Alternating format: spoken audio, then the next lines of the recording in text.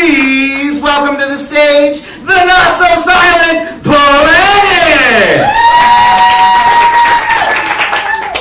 Hello! That's not actually my name, the Not-So-Silent Planet, but I do represent the Not-So-Silent Planet open mic, and how many people here know what that is? I'm going to try. Thank you.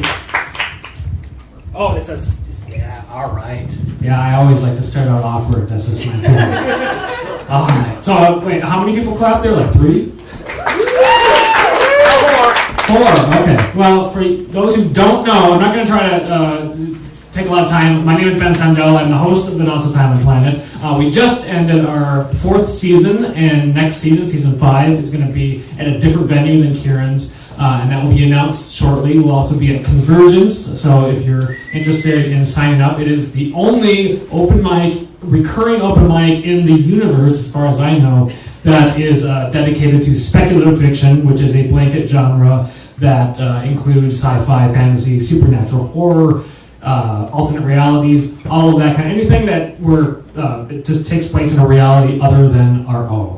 And performers can sign up at the open mic. And tonight, because of the way this whole schedule works, these are all invited guests who are going to be, this is a showcase of some regular Not-So-Silent Planet performers, and also some first-timers. So I'm not going to take up too much time on the beginning. I want to make sure that we don't go over our time. So, our first performer tonight has a slide that's required, and that's why that came down right before I came out, and that's why he's going first, because that was the easiest, but also because he's great and kicking off really well, I think. I mean, get your expectations up really high, because this guy is, yeah.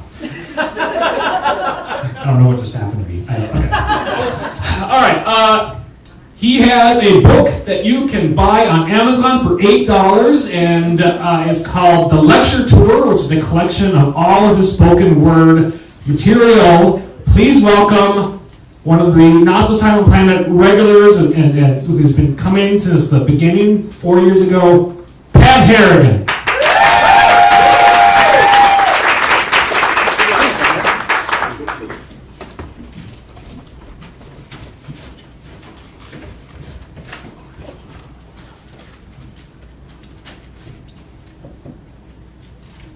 If I could get a little more light.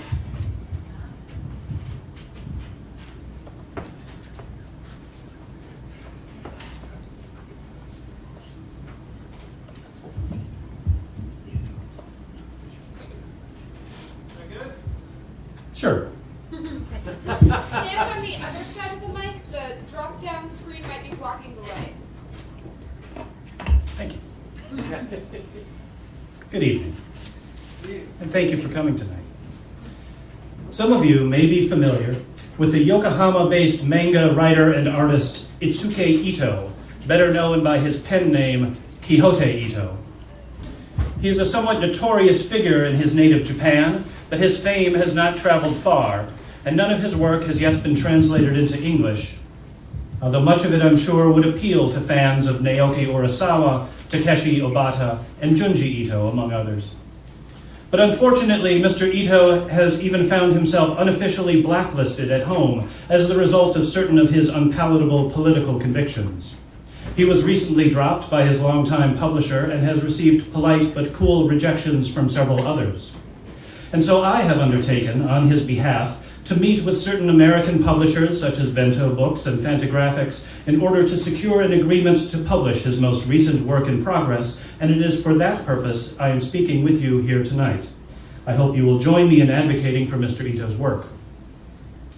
This most recent project, a long horror fantasy projected to run about 1,500 pages, is about 1/4 completely written and illustrated, with another few hundred pages laid out in draft and plotted out through the end. It is titled, in English translation, The Monsters, Death, and Ceremonies, although the word monster is probably insufficient to capture the nuances of the original Japanese term. It is an allegorical work concerning, as the title suggests, the unexpected demise of a popular celebrity of sorts, a 30-story fire-breathing lizard who has taken a notable part in Japanese public life for the last 60-some years. The narrative action of the manga is post-mortem, following the discovery of the great monster's cadaver the morning after a tremendous storm on the northeast shore of Awashima Island. Perfectly preserved, the corpse shows no signs of recent violence, although its scaly skin, impenetrable as battleship armor, is disfigured with countless ancient scars, and several of its dorsal plates are bent and twisted from violent battering on offshore rock outcroppings. Within hours, the United States Navy seals off sea traffic in the area, and the supercarrier USS Ronald Reagan, detached from duty with Carrier Strike Group 5, is stationed offshore, ready to intercept and divert any air incursions. An enormous white tent is erected around the corpse.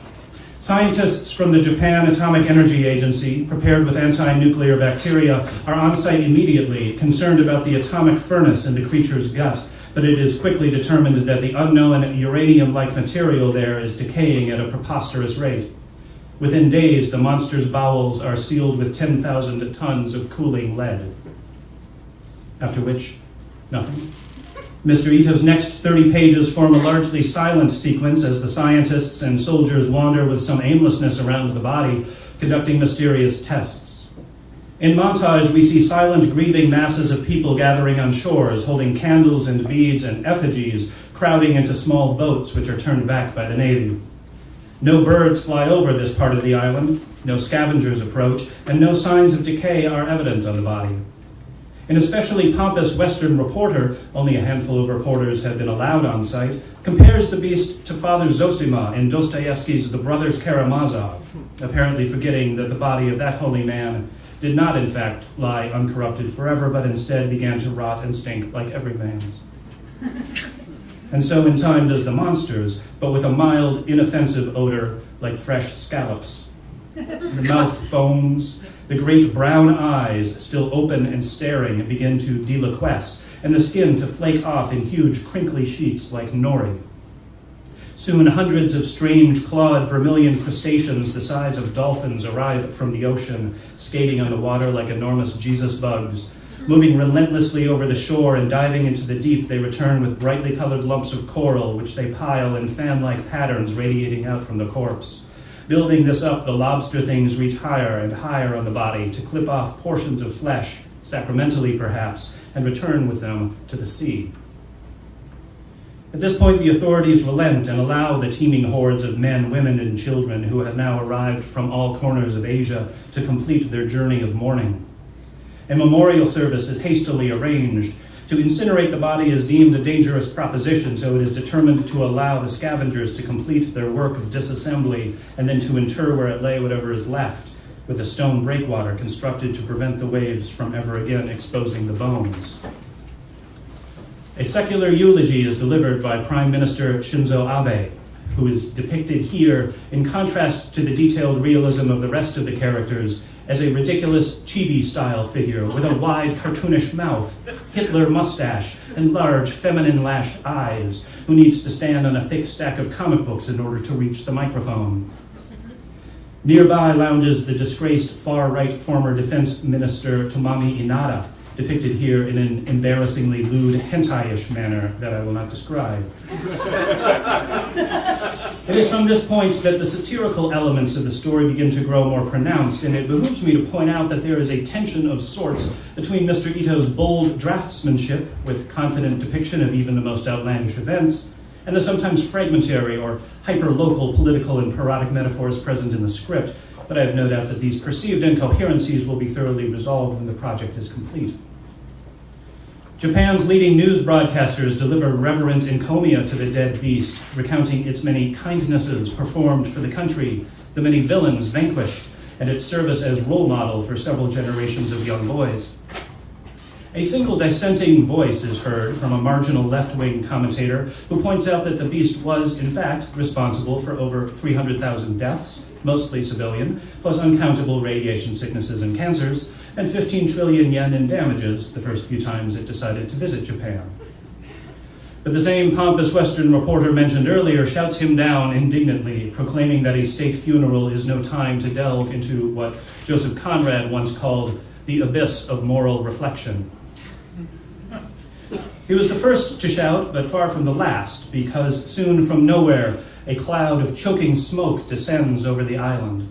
All is made invisible except for swirls of swiftly retreating and reapproaching pockets of clarity, accompanied by the sound of great flapping leathery wings.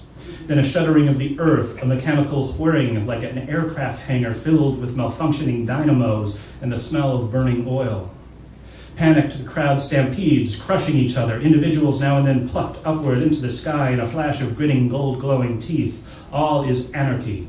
Colossal figures stomp or fly or swim through the murk, crushing or swallowing the swarming mourners, the only gleam of light coming from the direction of the speaker's podium, where on Shinzo Abe's shoulders there now stand two identical tiny women in yellow dresses, who shine like a summer morning and sing a secret song into the Prime Minister's terrified ears. Afterward, the body is gone entirely, flesh, bones, and bowels. The traumatized survivors, reeking of incense-smelling smoke, soon form a cult of necromantic worship and blood ritual dedicated to the memory of the beast. But this is the subject of the next part of the story, which I shall not give away here. Mr. Ito tells me that further chapters will take place in America and Germany, and the final part in outer space. And I am as eager as I'm sure you are to see how he brings us there. Ito, I said to him at our last meeting, this is an intriguing story, but maybe not a very humane one. I pointed out that his illustrations love the monster and all its grotesquerie, but his humans are cursory or buffoonish or depicted otherwise cruelly. And the brutality of the mass slaughter at the funeral seemed almost gleeful. Couldn't he introduce some compassionate element of romance or a sympathetic narrator, maybe like a likable child or something? But Mr. Ito is uncompromising. He has no interest in such things, he tells me, because humans are bullshit. And though this attitude, as I've reminded him, might have something to do with his failure to find a publisher, he would rather wither away from hunger, he says, feasting on his own substance, exposing his ribs as the monster's ribs were exposed, than to compromise his vision, whatever that may turn out to be. I asked him in all sincerity to tell me what central political point he was making, what the death and ceremonies were meant to represent, but he ignored me and went back to drawing a giant robot swallowing the Reichstag. He plans to have the work in its final form by 2020, and with your help, perhaps he can show it to the world. Thank you.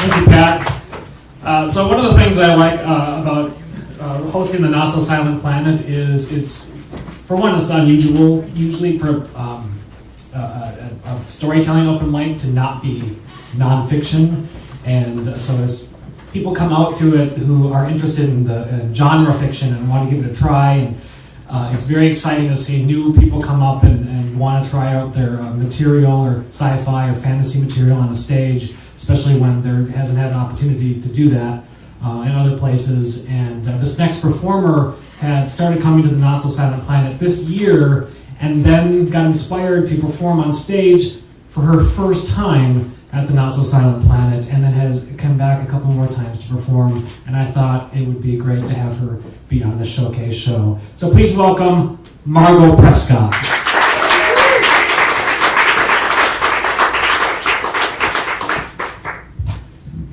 Those lights are bright. It goes down. Oh. All right, cool. Hello. So, I'm going to tell you all a story about the time I killed my fiance. Now, before you go off judging me, trust me, at the risk of sounding like Hassan from Chicago, the douchebag had it coming. So, why did he have it coming, you ask? Well, since you asked, he killed me first. I mean, that seems like a pretty good reason, doesn't it? Pretty valid? Yeah, I thought so too at the time. Anyway, now, I know what you're all thinking. Hey, you don't look dead. And to that I say to you good people, have you heard of this wonderful invention called makeup? That's right, everyone, all makeup. Now, let's get to the actual story. So one day I wake up absolutely freezing, completely soaked, and completely freaking the hell out. I had no idea where I was or how I got there. I looked down at myself and I saw my dress was ripped to shreds and my hair felt like a giant rat's nest. So I slowly try and sit up, taking my surroundings. There wasn't much to see. I was surrounded by trees. So I was definitely in the woods. At least I knew that, which for obvious reasons is not helpful at all. I knew I couldn't stay here. I had to get help. So after a couple of tumbles, a lot of tumbles, I managed to get myself up and walking. I walked around for a while, not really sure how long I walked for, but my feet were killing me and God, I was hungry, and if that's not a big foreboding sentence, I don't know what is. Finally, I see this pun, and something about this pun seems really familiar, and that's when it hits me. All these memories just come rushing at me, and let me tell you something. When memories rush at you like that, it hurts a lot. Biggest migraine of my life. I knew exactly where I was. I knew how I got there. And I knew I was gonna kill this idiot. This Nimrod actually buried me in the woods behind my house. Really? If I hadn't found him first, the police obviously would have. He buried me in the woods behind my house. I was beyond pissed. I was actually more pissed that he couldn't even pick a slightly creative spot. He didn't even bother chopping me up in half like I was going to do to him. I finally get to my house, and I notice the lights are still on. So he was home at least. Good, because this is going to be fun. I wasn't sure how I wanted to approach this. I wasn't really sure how I wanted to reveal to him that he messed up. I eventually went with the first idea that came to me. I marched up to that front door, I kicked it open, and I screamed, "I'm alive, fucker!" He's screaming, there's some random girl screaming. I don't know who she is, I point her out, who the hell is this? I literally just died.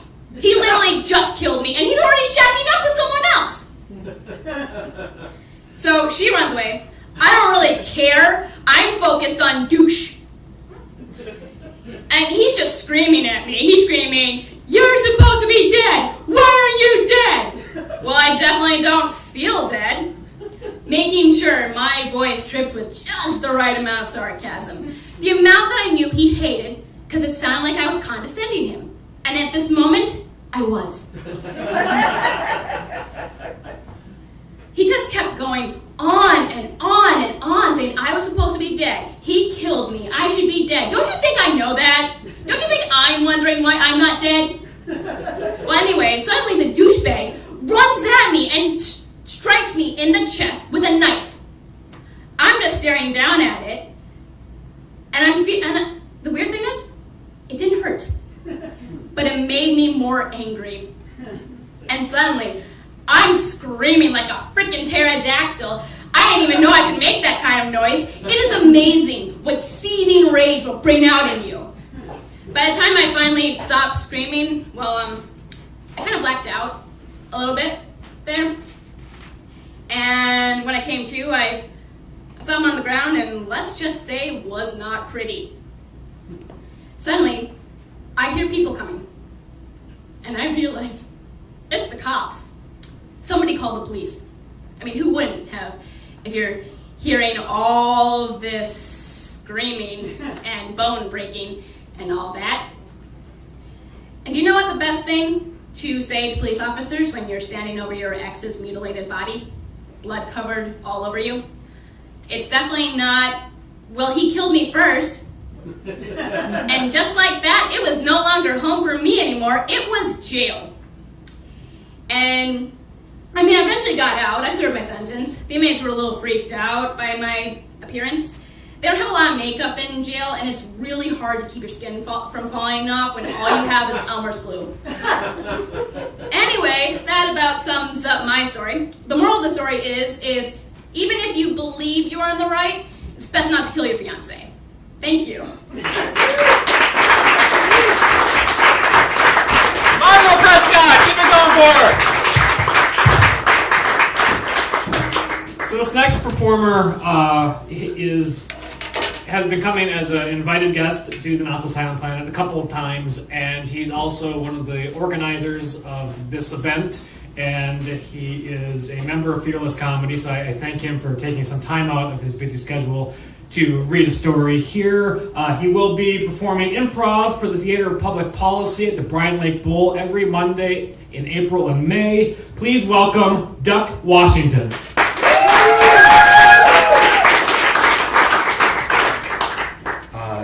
This is a piece I originally wrote for a little show called Fearless Lab, which seemed appropriate. As he looked up from his glass, Cuba wondered how he had gotten to this moment. When did he go from being somebody people would sell their firstborn child to hang out with, to having a bartender say to him, "Here's your Long Island. In case you need it, the ladies' room is just around the corner." At first, Cuba thought that he might be being punked. But then he remembered that the show Punked wasn't on TV anymore. Cuba looked around the room.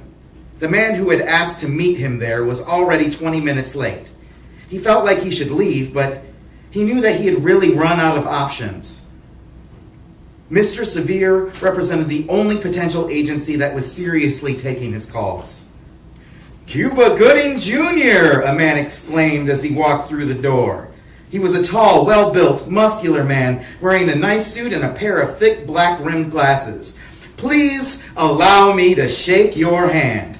The man rushed across the room and pressed his hand into Cuba's. It was a solid, firm handshake. There were no attempts at a hand jive or anything like that.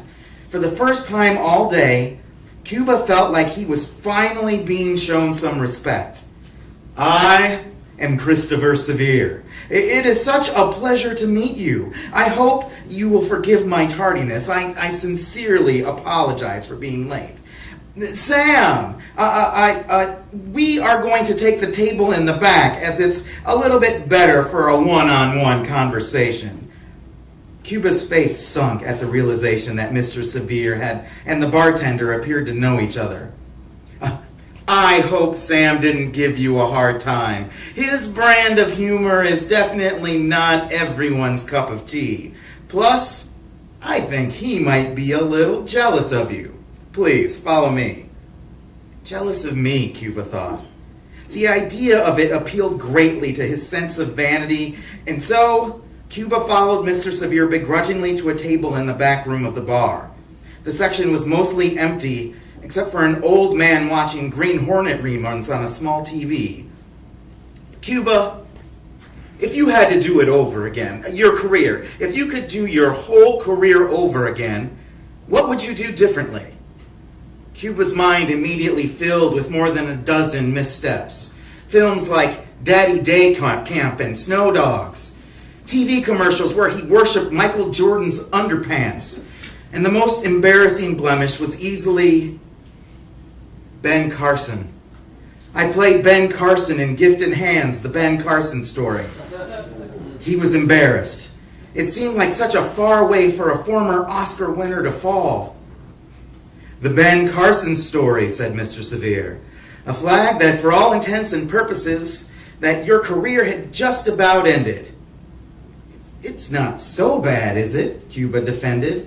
I mean, I just played O.J. Simpson." "Yeah, but nobody saw it, Cuba. It was on the FX network." Cuba had already known this to be true.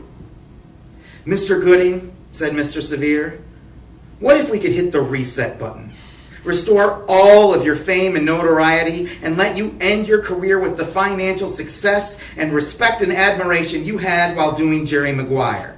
I mean, it would be the end of your acting career, but people would remember you as a legend. I mean, this is Hollywood, Mr. Gooding. We are experts at telling stories. We can make anyone believe whatever we want them to. We just need to make up a really great finale." The word finale seemed ominous to Cuba. "What do you mean finale?" "I'm talking about staging your death. We do it all the time. We would turn you from a B-list ranked celebrity into a hero of thespian legend. People would run to their TVs to watch Boys in the Hood again, or Men of Honor, or even Outbreak. I bet they might even rewatch Pearl Harbor. In the meantime, you would begin a new life anonymously. We'd provide you with all the best disguises and makeup that Hollywood could provide. That face-off machine that Nicolas Cage and John Travolta used, that's real. The whole idea seemed preposterous to Cuba. There was no way anyone really did this right. But then the man across the table pulled off his glasses. "Christopher Reeve?" Cuba exclaimed. "Yes, Cuba. I am Christopher Reeve. My career was in the dumps in 1995. I had just made a little film called Above Suspicion, where I played a cop pretending to be in a wheelchair to get away with murder. A guy named Duck Washington was the only person who ever saw it. Well, Duck Washington and the people I work for, they thought, hey, we bet you could create a lot of buzz about your work if we just put you in a wheelchair for a couple of years. Then we'll give you an easy out and poof, you'll disappear. By the time we staged my death, I had a Golden Globe for my performance in a Rear Window remake, and I left the most beloved Superman of all time." Are there others who have done this? Cuba inquired in disbelief. "Yes, actually. The old man at the end of the room? That man is Bruce Lee. Both he and his son are still alive. It really is amazing what you can get people to believe. I mean, you see, Bruce was killed making a movie called Game of Death, a movie where he pretends to fake his own death. In the movie Game of Death, his character dies because someone put a live round in a stage gun. Years later, his son would die making the movie The Crow when somebody put a live round in a stage gun. It was all just a ploy to throw off the scent of the Yakuza. Now, 4 pallbearers paraded outside Biggie Smalls' coffin down the street of New York after his death. 4 pallbearers couldn't carry Peter Dinklage that far in a casket. Oh, and this bar is Sam Kinnison's bar. His death of getting hit by a drunk driver after he sobered up, while ironic, did not win him the hearts of the people quite like we expected. But what about you? Are you in? It didn't take Cuba long to decide. He desired reclaiming his celebrity more than anything. "Yes, I'm in." "Good," replied Mr. Severe, which is just Reeve spelled backwards and adding an S for Superman. "Just sign this contract. It promises you won't act like Tupac did and keep giving people signs that you're still around. It's leap year this year, so why don't we stage your death on the 29th? And every 4 years, we'll have a celebration." Thank you.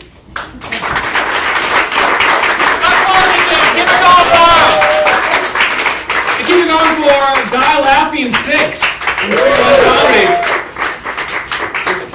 This is an incredibly crazy, insane marathon, and I love it. It's 50 hours, and I don't know. People perform at 3 in the morning, and it just blows my mind. I haven't had the courage to do it. I'm like, I'm not gonna. But I should someday. I should perform at 3 in the morning. See what happens. Yeah. Meredith performed at 7 a.m. this morning. I'm like, I was asleep for several hours after that. Okay, so this is exciting to me. So I was at a birthday party with this next performer and was like, hey, do you want to do this show I'm organizing at Die Laughing? And she said yes. And this is her debut Not So Silent Planet performance. Yeah. Yeah. Thank you for that one woo over there and that one ooh over there. This is very subtle, exciting. What? Stereo. Oh, yeah, stereo. I get the joke now. Okay. I'm so. She will be in Vilification Tennis April 26th at the Bryant Lake Bowl. Please welcome Molly Catherine Glover.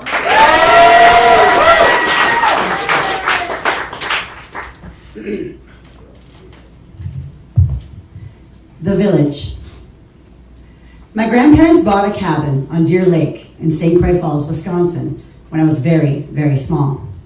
It's at the end of a long dirt road and surrounded by woods on 3 sides and the lake on the 4th.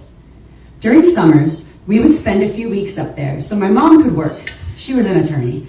It's a hard job. Mom would come up on the weekends, and when my little brother Kevin and I got restless and squirrely, which we often did, she would take us on long walks. When I was 7 or 8, my mom told me that she had made an incredible discovery. The Smurfs lived in our woods. She had seen Smurf sign all over the woods when she had gone up to the main road to get the mail. Did I want to come to look for them with her? Fuck, yes I did.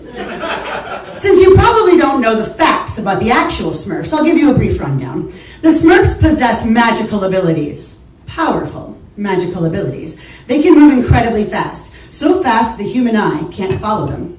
However, the only way they can make this amazing escape is to distract their would-be pursuers.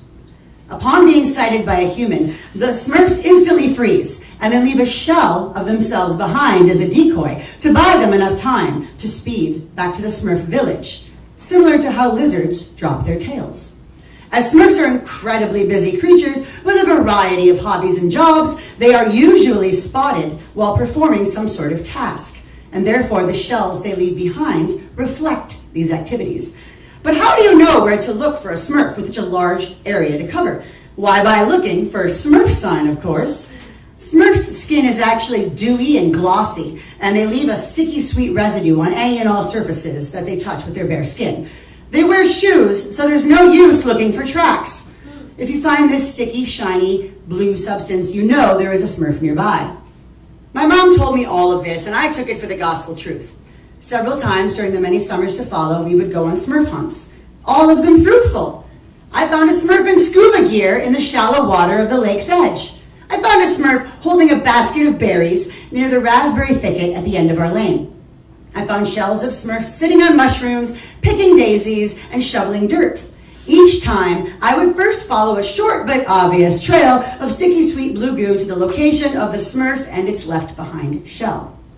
I can't even begin to describe the thrill that would charge through me upon finding a Smurf. That excitement would stay with me for days. I kept all of them on a dresser in my room at the cabin, and once we returned home, they joined my other Smurf shells in my vast collection. I felt like I tapped into some kind of deep magic. And how fortuitous was it that my grandparents had unknowingly bought a cabin right on the edge of a woods frequented by Smurfs. I mean, of course, the Smurf shells were just plastic figurines that my mom bought at a toy store and then planted in the woods on the shoreline or among a mushroom cluster before she took us out on our Smurf hunt. She'd also plant Smurf sign along the way. It was blue gel icing. We'd find it on leaves or on tree trunks, and then we'd lick it off our fingers to confirm that it was real Smurf sign. It was always as Smurf sign had been described to us by our mother. Sticky, sweet, and bright goddamn blue. A few years ago, I went back to the cabin. It was late summer, nearly fall, and no one else from my family was there. My grandparents having long ago retired to Florida, and the rest busy with school and work. I'd been feeling nostalgic lately, so I took a walk through the woods, admiring the trillium and thinking about the magic of childhood. As I pushed through a clump of picked-over raspberry thicket, I noticed a stain on the hem of my white t-shirt. It was bright blue. My arms prickled with chill as I lifted the fabric to my mouth and tasted it. Sweet. For a moment, my heartbeat seemed to falter and the air felt thin. Then I laughed at my foolishness. I had stopped for ice cream in St. Croix Falls, and obviously I'd leaned against a spill on the counter or something along those lines. Smurf hunting nostalgia is really getting to me, I thought, and pushed deeper into the woods. When I found the tiny white shoe, I should have turned back. But I have a logical mind, which insisted the shoe belonged to a doll. And didn't my mom just tell me that a family with young kids moved into the house up the hill? You know, since that house wasn't that far, I decided to return the toy to its probable owner. But I couldn't find the damn house. I hadn't been to our cabin in nearly a decade. After 10 minutes of walking, I was sweaty, crabby, and slightly itchy from all of the various plants I had walked through. Fuck it, I thought. I'll throw this away when I get to a gas station. I pocketed the doll's shoe and turned back toward our cabin in my parked car. I stood in place for a moment, getting my bearings. I felt something drip onto my bare arm. Shit, is it raining? I waited and, yep, there was another drop. I rolled my eyes. Perfect. I absentmindedly wiped the rainwater off my arm, then noticed my fingers were blue. I looked at my arm. also blue. What the fuck? I looked up at the sky, the clear blue sky, and felt another drip hit my face. I focused my eyes on the branches above me, not the sky, and saw a small, glistening blue creature. It bared tiny fangs and hissed at me. I let out a strangled noise, which seemed to encourage it to leap at my face. This time, I screamed. It hit my left cheek as I turned, batting at it with my hands. It clung to my face, hissing, changing into an ululating battle cry as its sharp-nailed fingers dug into my skin. I didn't think. I just grabbed it by the middle and ripped it from my face, screaming even louder as I felt it tear away from my flesh. I hurled the sticky blue monster away from me into the woods, and it made a thunk as it hit a tree. I raced to my car, stumbling over rocks and roots. At one point I fell hard and scrambled to my feet in a blind panic when a chittering sound went up all around me. As I ran, the leaves above me rustled with what sounded like tiny animals jumping from branch to branch. I could see my car just a few feet ahead of me. I tore through the forest's edge, letting the raspberry thicket slice my bare arms and legs, fumbling for my key fob. I exploded into the car, slamming the door behind me, sobbing, heaving against the wheel. I knew they'd be all over the car in seconds, and I started the engine and threw it into drive. But nothing came. I waited a few minutes, my breath becoming more even, my tears drying. I wiped my sweaty face with an old towel I keep in the car. I cracked the window, listening hard. No chittering. No rustling.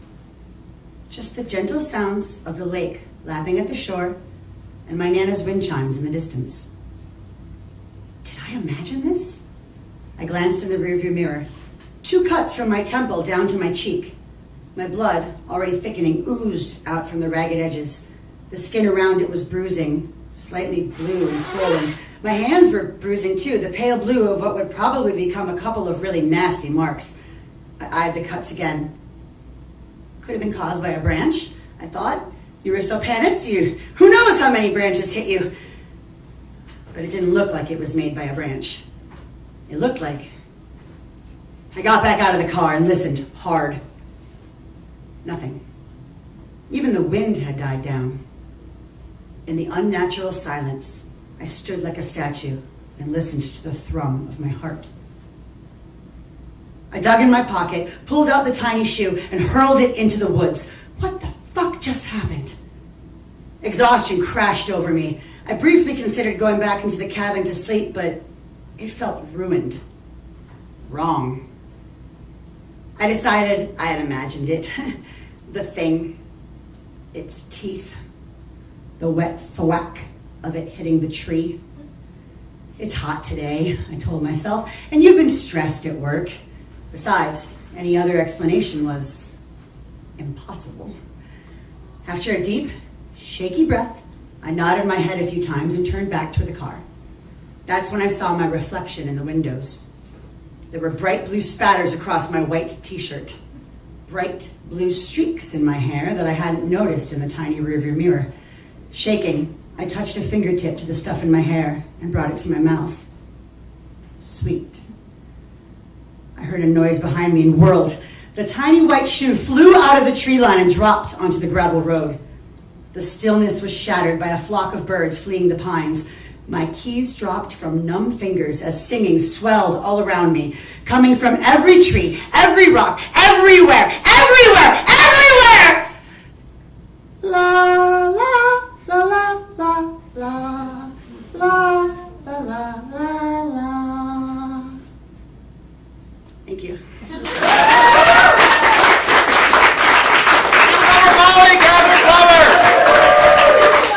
Making her debut. And giving the history of the Smurfs. All right.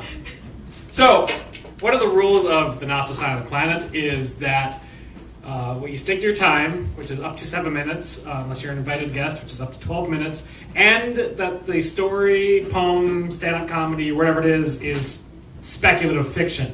Well, this next performer told me before the show that he started with the sci-fi concept, and then it became less sci-fi as it went along, and it only has one little bit of sci-fi in it, but it's still funny. So I'm going to let it slide. Please welcome Marcus Anthony.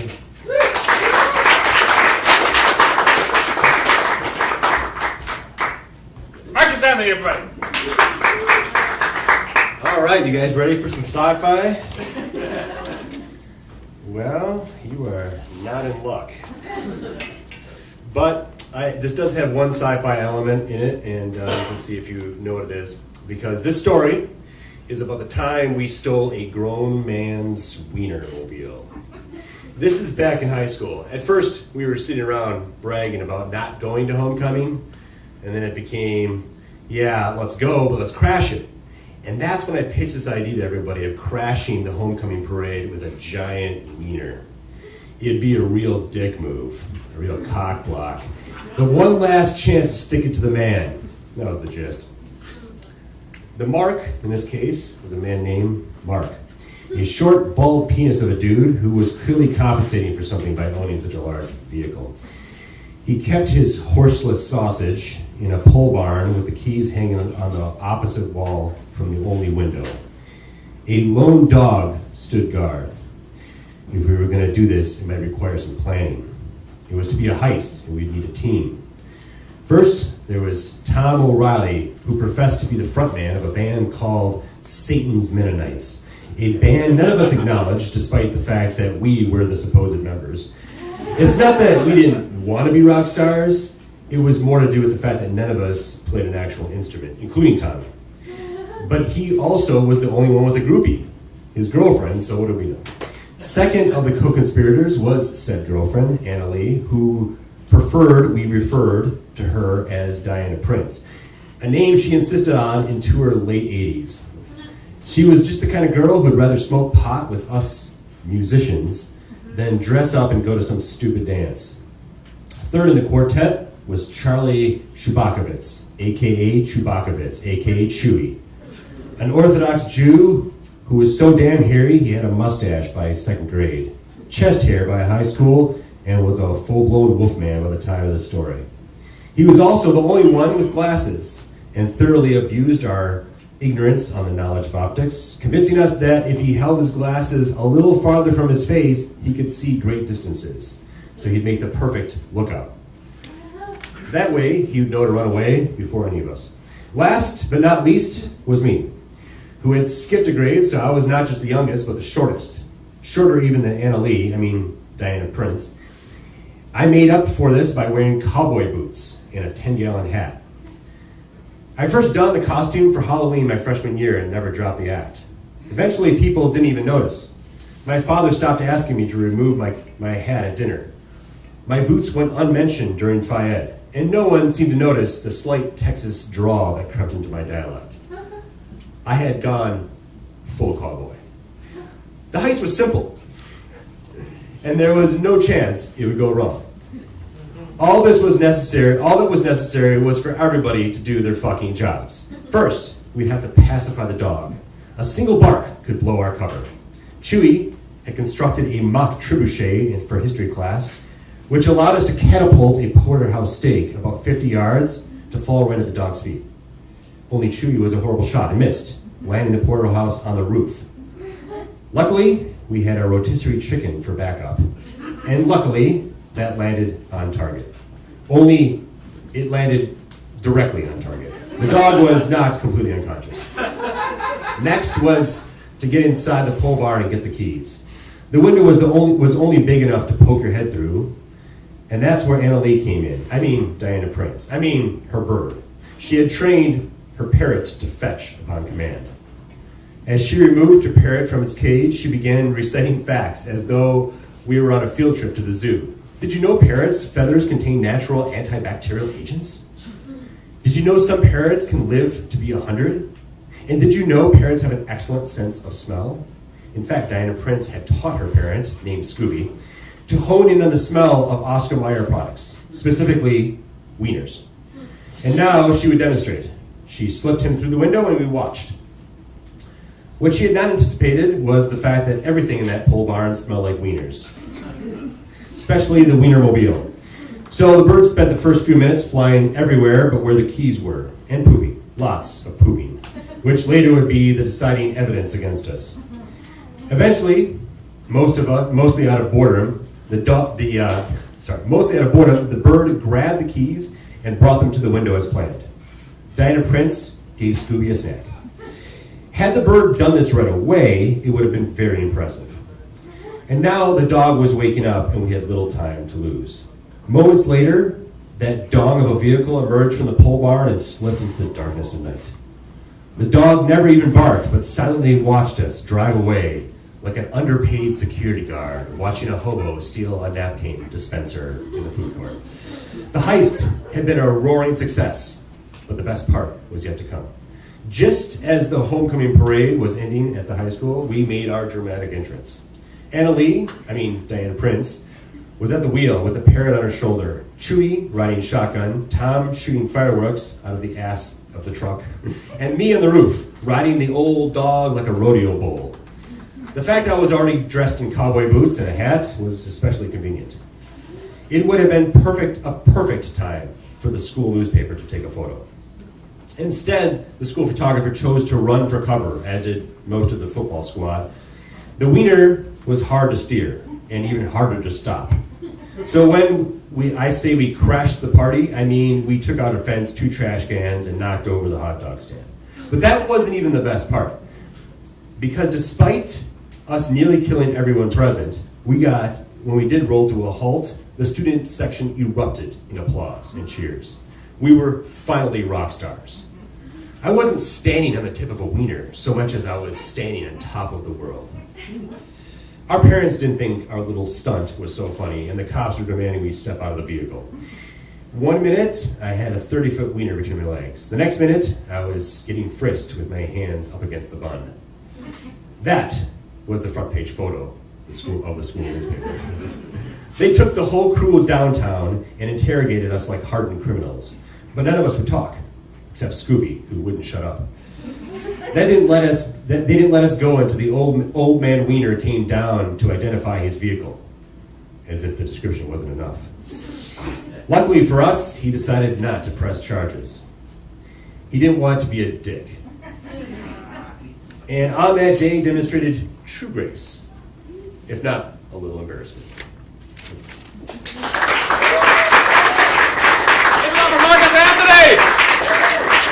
We have one more performer coming up. I just want to thank you all for being here.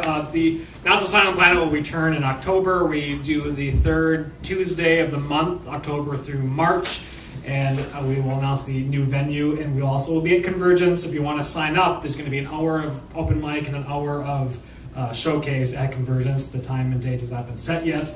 This next performer, this last performer, is also a member of Fearless Comedy and also one of the organizers of this event. So I want to thank him also for taking the time out to do this show.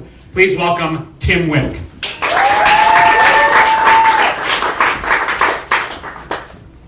Thank you. Theoretically, this is supposed to be science fiction, fantasy, and horror, and I'm glad that there really hasn't been much fantasy. So this is just, I get to do this all myself. Deep in the glen of Brit Fellows, the fairies danced and the unicorns frolicked. The flowers played their sweet songs, which carried on the winds to the tranquil town of Nennervale, where the local residents were trying to sleep. Well past the hour of quiet, as mutually agreed upon by their leaders, the Fae and their companions would engage in loud carousing. Laughter, fart jokes, and drunken orgies would float magically through Nannervale every night. Their atonal bawdy ballads ended only minutes before dawn, at which point Nannervale would be filled with the sounds of sleep-deprived children asking their parents uncomfortable questions about what a horn job was and why unicorns were so fond of them. Mayor Timbleberry had grown tired of the situation. As magical beings, the Fae and their supernatural brethren were not bound by earthly laws, and mortals lacked the means to present any sort of meaningful threat. Sure, fairies could be captured and controlled if a virgin could encase them in a silver locket by the light of the full moon, but the fairies knew that. Tricking one into a silver locket involved finding a way to convince them the locket wasn't silver. In addition, finding a virgin capable of carrying out the task was a challenge because the Fae were extremely randy and, more important, very persuasive. Virgins returning from fairy capturing expeditions frequently returned without a fairy and without their virginity. Timbleberry wasn't sure why virginity was important anyway. She suspected the entire legend had been created by the fairies to lure young men and women into the woods in order to seduce them. The locket probably didn't have to be silver or a locket. The lack of credible evidence involving fairy capture, however, meant testing any alternate theories was likely a waste of time. She needed a solution now. Her townspeople needed some sleep. The local blacksmith had recently nailed his own hand to a horse's hoof and been dragged several leagues before he even awoke to realize what he'd done. The parson's most recent sermon had been nothing more than a stream of consciousness rumination on why Jesus Christ was like a good bread pudding, and now he, the parson, had a crush on Marcy Huntspear, but she didn't even know he was alive, and he probably shouldn't have said that out loud. Oh God, she's in the front row. The children were having nightmares about horn jobs. The solution didn't involve silver or lockets or virgins or another meeting with the mayor of the Fae, whose only negotiating tactic was a spellbinding and maddening version of I know you are, but what am I? She was going to have to get creative. Busby Jem Picklebunch, her most trusted advisor, arms folded in front of them, slept peacefully on the desk. She thought about waking them up and then recalled the last time she'd asked for help negotiating with the Fae. Busby had helpfully suggested they engage the Fae in a battle of fart jokes, with the loser submitting to the winner's curfew. The mayor had been smart enough to perform some market testing first. At Oofhart's Tavern, she had challenged all villagers to a fart joke competition, with the winner receiving 1 full week of access to the only pair of magical earplugs in Nannervale. As one might expect, almost every member of the town entered the competition, which lasted 16 unbroken hours, and in spite of the motivation provided, not one of them proved capable of delivering a fart joke capable of beating a will-o'-the-wisp, which are widely known to be the least funny of all supernatural beings. After fart jokes, there were competitions to explore poop jokes, puns, and the lowest of all lowbrow humor, the kick to the groin. Mortals were not equal to the Fae in any of the comedic arts. Watching a fairy take a kick to the groin was otherworldly, poetic. Any mortal witnessing such an artful display would despair that they would never again see such an authentic and, yes, beautiful moment of physical comedy in their lives. So the mayor sat in quiet contemplation, considering waking Busby with a kick to the groin, though she knew it would give her no joy. Soon the Fae would start drinking sweet nectar mixed with dew and Everclear.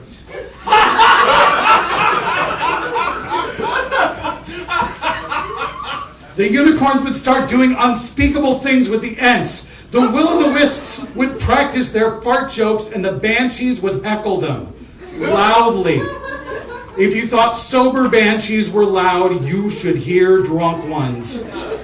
It was then the mayor realized the solution to her problem. The Fae were confident, and with good reason. There was no mortal challenge known where they would not be bested by the Fae. So confident were the Fae in this fact, it would never occur to them there was one area where mortals were far superior.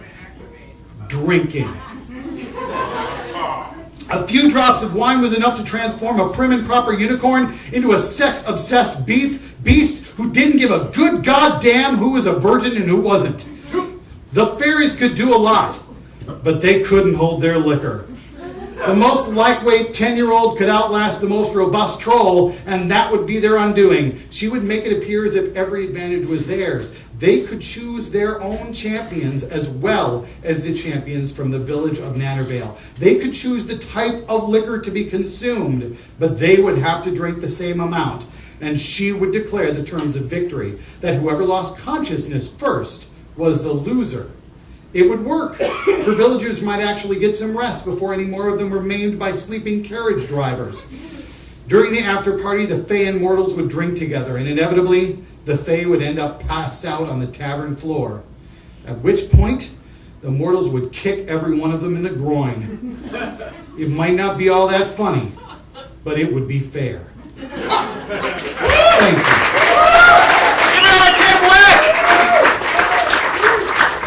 Thank Thank you so much for being here. You can find out more about the Not So Silent Planet at Not So Silent Planet on Facebook and NotSoSilentPlanet.com. One more time for all the performers you've seen tonight: Pat Harrigan, Margot Prescott, Jeff Washington, Molly Glover, Marcus Anthony, Tim Wick, and Ben Sandell. Thank you. Enjoy the rest of the night. Give it up for the Not So Silent Planet, everybody! Man, that presenter was really handsome.